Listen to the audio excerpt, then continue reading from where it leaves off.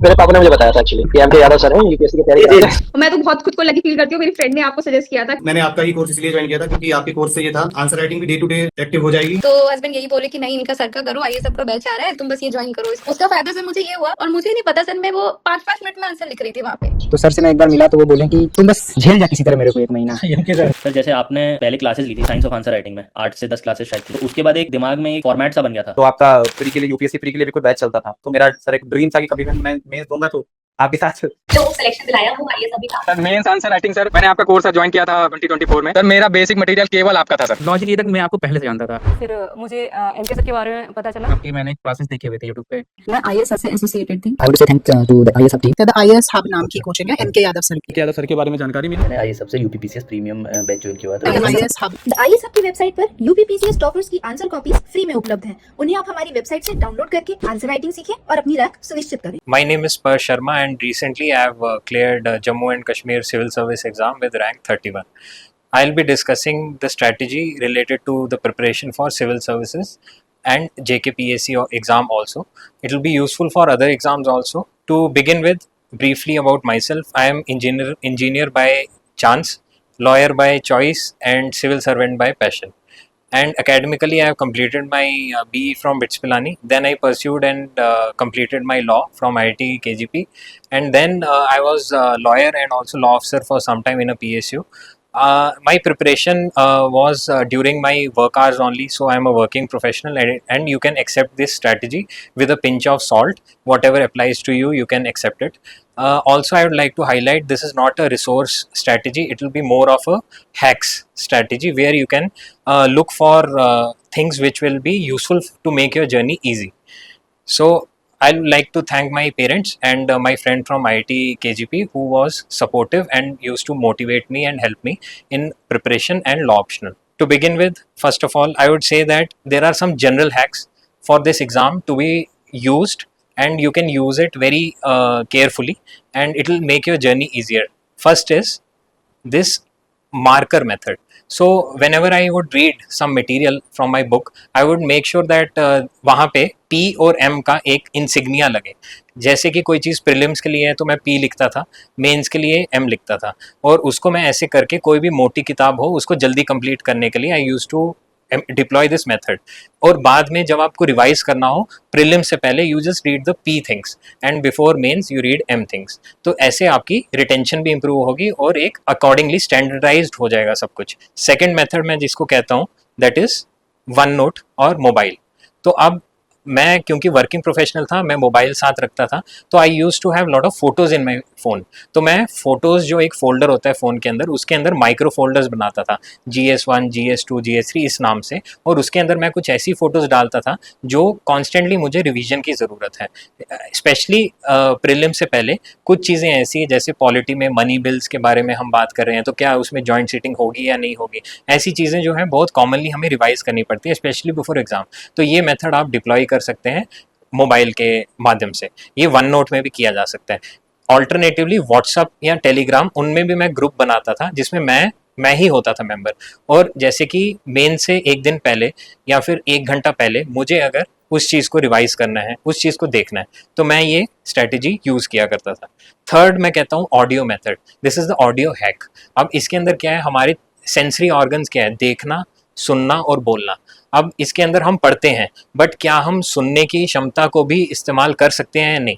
तो मैं क्या करता था, कुछ नोट्स जो हैं उनको मैं अपने ऑडियो नोट्स में कन्वर्ट करता था, खुद की आवाज़ में रिकॉर्ड करके। For example my optional was law, तो मैं अपने नोट्स के अंदर जब फाइनल नोट्स बना लेता था तो उसके अंदर I use to put audio in the sense मैं अपनी खुद की आवाज़ रिकॉर्ड करता था और अकॉर्डिंगली वो नोट्स कंप्लीट करता था। So next time when I am reading, I use to ensure कि what I am reading and what I am listening is going accordingly, harmoniously construction हो रहा है दोनों का। तो इससे आपकी रिटेंशन इंप्रूव होगी।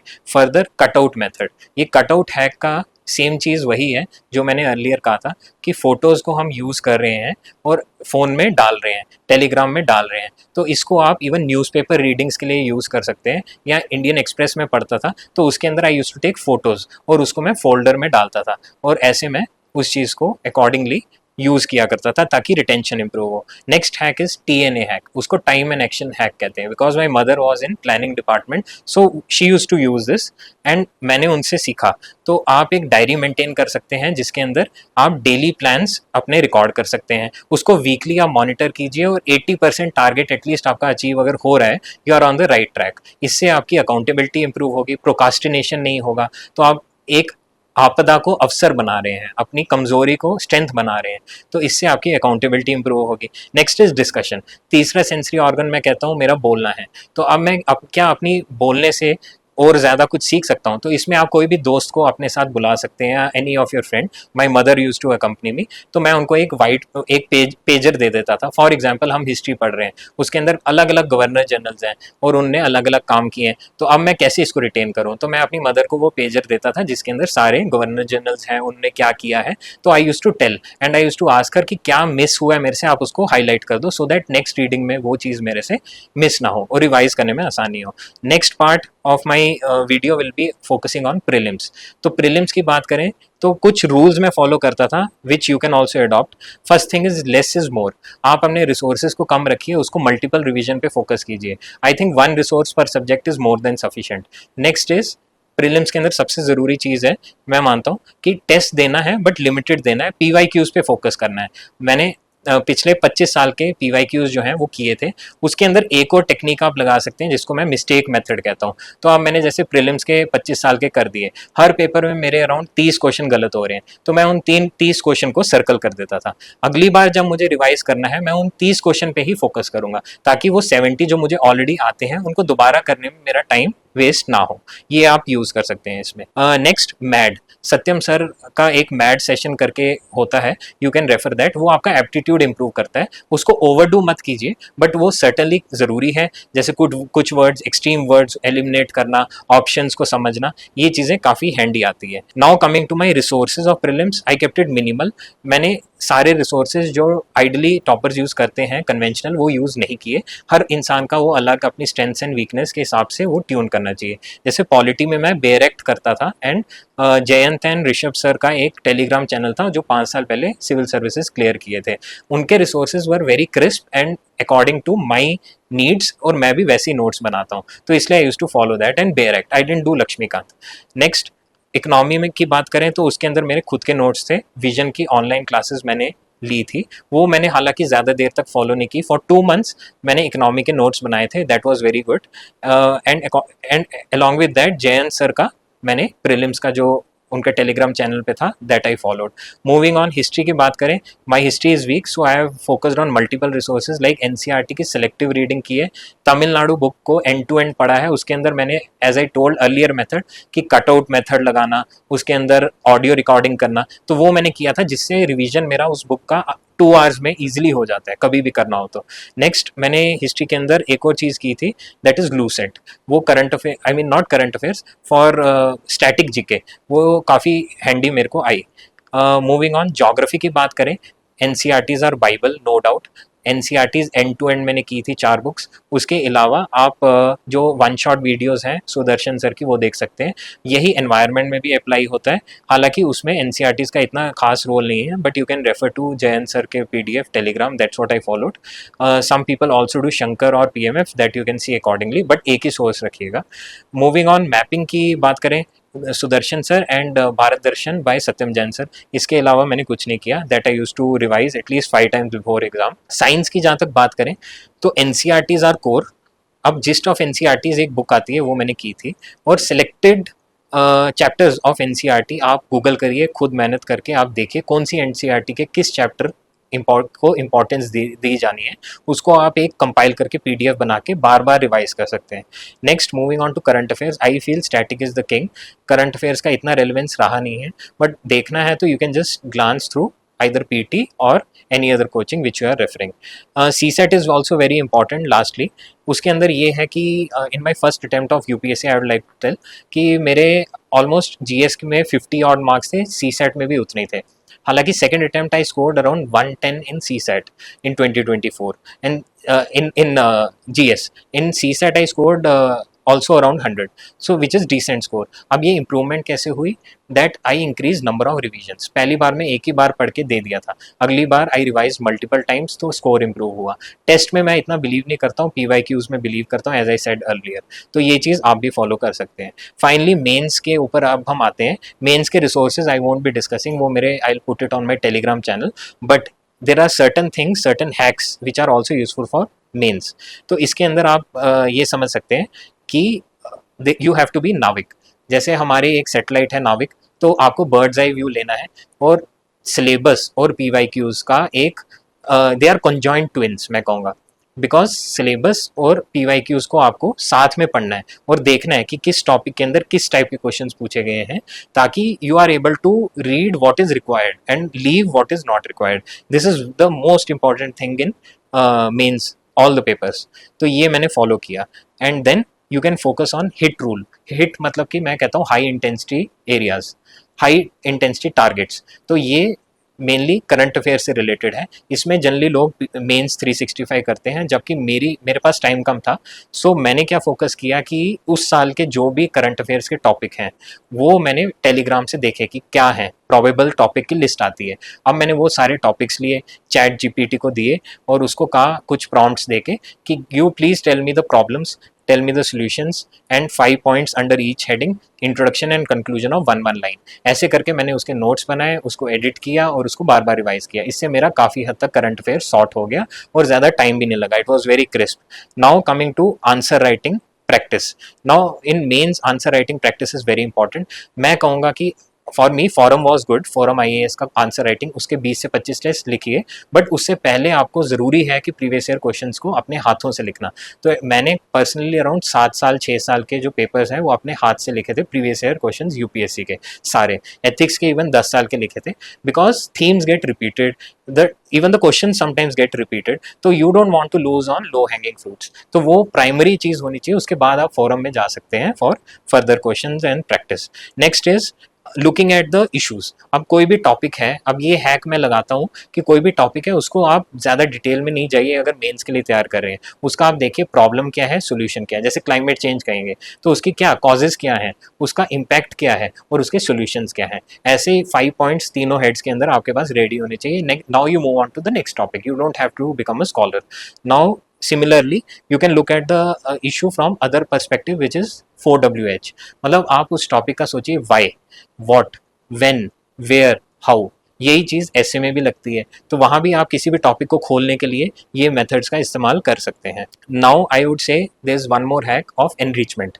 अब एनरिचमेंट मतलब कि आपके पास एक डेटा शीट होनी चाहिए टॉपर्स की, आप ले सकते हैं एज अ रेफरेंस. अब इस रेफरेंस शीट के अंदर क्या होगा, it will have data, it will have facts, it will have supreme court judgements, it will have committee reports, it will have important best practice, and it will also have important keywords. अब ये keywords जो हैं वो आपको मिलेंगे budget at glance से, economic survey से, जैसे कि अमृत पीढ़ी हो गया, बेटी बचाओ बेटी पढ़ाओ हो गया, हमारा स्वच्छ भारत अभियान हो गया, हमारा इवन सबका साथ सबका विकास. ये आप एज अ कंक्लूजन लगा सकते हैं, and this will make your answer look very good, fetch you extra 0.5 marks. यही हमें करना है. तो ये आप चीज़ें अपने एक कीवर्ड रिपोजिटरी बना सकते हैं. फिर मैं कहता हूँ कि अब इसके अंदर एक ग्रेवी रूल भी लगाइए. ग्रेवी मतलब कि अब हम फॉर एग्जाम्पल अगर हमें कोई सब्जी बनानी हो तो उसके अंदर ज़रूरी नहीं है कि सभी सब्जियों के लिए अलग ग्रेवी इस्तेमाल हो. एक टमाटो की कॉमन प्यूरी बना के सभी सब्जियों में लगाया जा सकता है. तो ऐसे आप फैक्ट्स ढूंढिए जो कि मल्टीपल जगह यूज़ हो सके. ये मैंने ऑप्शनल के अंदर भी किया था, because my law optional required cases. तो ये चीज़ इवन मेंस में अप्लाई होती है. You look for such facts which will be used in multiple places. तो this is the keeping little things and using it multiple times. And finally answer writing strategy, ये बहुत ज़रूरी है. अब इसके अंदर कुछ टेक्निक्स हैं, मैं वो ब्रीफली बोलूँगा. उसके अंदर हर टेक्निक में एक एग्जाम्पल है, वो मैं अपने टेलीग्राम पे डालूंगा. जैसे पेस्टल आपको पता ही है, it's very common. Next is syllabus technique. आप हर आंसर को सिलेबस वाइज देखिए, GS 1 2 3 4, उसके अंदर माइक्रो सिलेबस देखिए, उसके अंदर सब माइक्रो सिलेबस देखिए, and accordingly you get your points for every answer. तो ये एक टेक्निक है. Next is SDG. अब हर SDG के ऊपर एक पॉइंट बनाया जा सकता है. फॉर एग्जाम्पल मैं कहता हूँ कि what is the reason for migrants crisis, तो SDG 1 क्या है, poverty. Poverty is one cause. Second मैं कहूँगा जीरो हंगर, तो hunger could be one cause. SDG 4 is education, तो एजुकेशन के लिए लोग माइग्रेट करते हैं, तो दिस इज वन कॉज. तो ऐसे ही मेरे आंसर के पॉइंट्स निकल रहे हैं. So this is one technique. Next is pits by MK Yadav sir. You can google it, it's very helpful specially for GS3. It at least out of 24 questions you can answer by this, and this is also useful for governance. Pitch by MK Yadav sir. Next is level analysis. Now you look at every issue from individual perspective, society perspective, national, global perspective, और आप अपने points को generate कर सकते हैं. एक और method है लाइफ साइकिल. अब जैसे कॉटन की प्रोडक्शन के पीछे क्यों क्या इश्यूज हैं, तो इसको मैं लाइफ साइकिल देखूंगा. फार्म से फोक हम बात करते हैं, तो फार्म के ऊपर क्या इश्यूज हैं, इंडस्ट्री में क्या इश्यूज हैं, लॉजिस्टिक्स में क्या इश्यूज हैं, वर्कर्स के क्या इश्यूज हैं. तो you are moving in a life cycle approach which is very useful. Next I would say is long term and short term approach. So you can look at every issue or impact from long term, short term, medium term. For example, अगर कोई disaster landslide होता है तो उसके impacts क्या हैं. short term जैसे मुझे नज़र आता है कि property damage होगा, life लोगों की जाएगी. तो ऐसे long term क्या हो सकता है, हमारी ecological service hamper होंगी. तो these things you can look forward to in terms of answer writing. तो finally मैं कहूँगा ethics और essay के बारे में. ethics और essay they are again similar to each other because you prepare with material which is useful for both.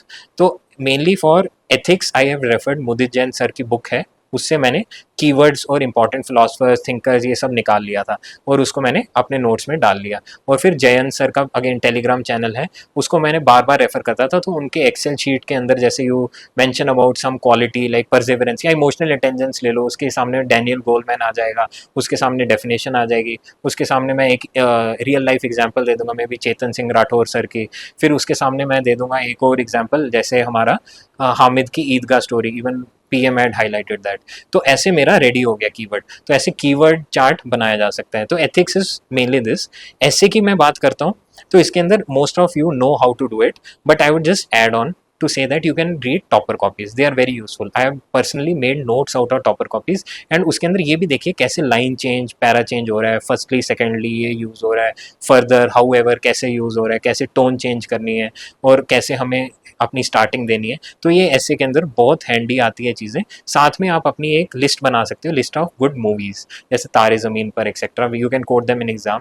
You can also make a list of books जैसे Sapiens हो गई हमारी, फिर how to avoid a climate disaster, या फिर पंचतंत्रा हो गई. Simple books can also be use. तो इसमें कुछ you don't have to do something big like Alchemist हो गई, and these can be used in your essays very effectively. And basically this is in nutshell about my pre and mains journey, strategy and hacks. So detailed resources I'll share on Telegram, and you can accept it whichever strategy works for you. And I would like to thank Daily Knowledge Track for giving me this platform and opportunity to present myself. My Telegram channel is Parsh Sharma JKS, and I'll share the resources there. And I wish you all the best for your attempt. Thank you so much.